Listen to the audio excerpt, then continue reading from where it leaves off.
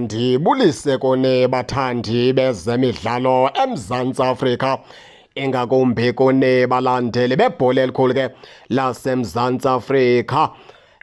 Abantu ke abaninzi ke xa bethelekisa ngomdlalo wanamhlanje bebona ii-changes ke ezizawuthi zenzeke namhlanje, bathi ke xa beyiphicotha kumele kubuyele phaa uSibongiseni Mthethwa athathe indawo yakhe, ngoba badlala netimu enjenge-TS Galaxy ethande ukuba yingozi kwenza into yokubana ke azokwazi ukudifenda kakuhle. Ncede kuthathwe phaa uLebogang Mabuya abuyiselwe phaa kunumber 8 wakhe, kuze kuthathwe phaa uGeorge Mahlow abekwe ngaphandle, kuze kuthathwe phaya ke uMonyane abekwe ngaphandle, kufakwe uSolomons, ize kuthathwe phaa Flavio Silva abekwe ngaphandle, kufakwe phaya ke le nkwenkwenyana kwa-Igadora, kuze ke kubuyiselwe noKhanyisa Mayo. Luluvo ke labanye ke abantu xa bethetha ke ngomdlalo ke wanamhlanje, bewuphicotha bewujonga nobungozi bawo, bathi ke mele ekhaya sibuyisele ke oSibongiseni Mthethwa ukwenza into yokubana ke idefense yabo ibe luqelimba.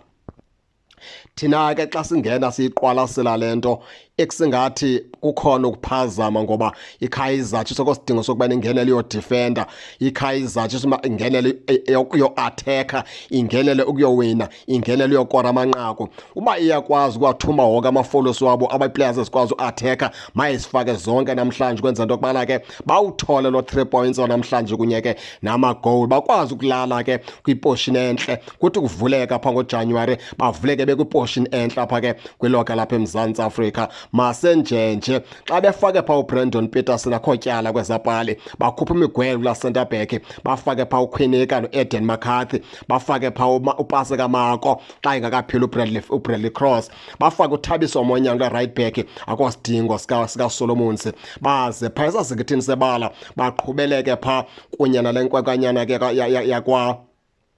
yakwaLebogang Mabuya, basebenzise phaa uNkosindiphiile Ngcobo njengesiqhelo, bangamkhuphi. Basebenzise phaya ke njengoba befaka uNkosindiphiile Ngcobo, bafake phaa le nkwenkanyana ke yakwaLebogang Mabuya, baze bafake ke le nkwenkwanyana ke yakwaVelebhayi, baze bafake ke le nkwenkwanyana ke yakwamduduzi Tshabalala, baze ke bafake ke le ndodanyana kwaFlavio Silva, baze ke bafake ke le ndodanyana ke yakwaKhanyisa Mayo. Ndicinga uba ke xa banoyibamba kanjalo ke namhlanje ba-atheke phaa ngoVelebhayi, ngoKhanyisa Mayo noFlavio Silva xa ingakabikho lilepo, baze phaa emveni kwabo babeke uNgcobo, babeke uMduduzi Tshabalala, babeke phaa uLebogang Mabuya. Ndiqinisekile ke mna ke noko ingayona ndlela ke bangabhetele ngayo xa beatheka namhlanje, hayi into yokubana bangenele ke ukuyodifenda. No, mabangenele ngoku ukuyofuna amanqaku. Into edingeka kubo kukufaka amanqaku kuba baphumelele, hayi boba udifenda kuqala umdlalo. Loo nto leyo ke yawube iyasixela into yokubana hayo timu izimisele ukuwina, yitimu ezimisele ukuvala uba kungangeni manqaku. Baphulaphuli ke akusoyam ndodwa, nanini ngake ningene nitshone into yokubana niyiva njani nale meko, nize ke ningakhohlwa usubscribe kule channel kuze ningaphoswa zezemidlalo endizanothulela zona kwixa elizayo kakuhle babukeli.